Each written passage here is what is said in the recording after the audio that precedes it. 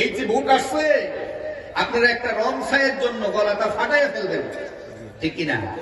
কিন্তু আজকে যে এখানে বসছেন, আজকে গলা ফাটাইলে তো জান্নাত পেয়ে যাবেন।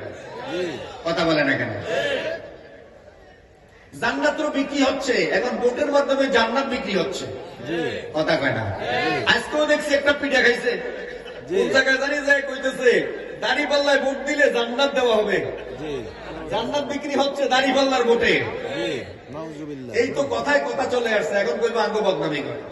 তো তোমরা বলো, আমরা বললে কি সমস্যা?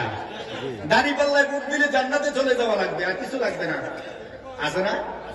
আরেক বলদ বলতেছে আল্লাহ জামাতকে ক্ষমতায় নেওয়ার জন্য নাকি অনেক আগেই প্ল্যান করে রাখছে। নাউজুবিল্লাহ কইেন না আপনারা। এখন বর্তমানে নামাজ রোজা লাগবে না, দাঁড়িপাল্লায় ভোট দিলে জান্নাতে চলে যেতে পারবে। আমরা এরকম জান্নাত চাই না। হাত তুলে বলেন, আপনারা কি এরকম জান্নাত চান? ভোট দিয়া জান্নাতে যাইতে চান?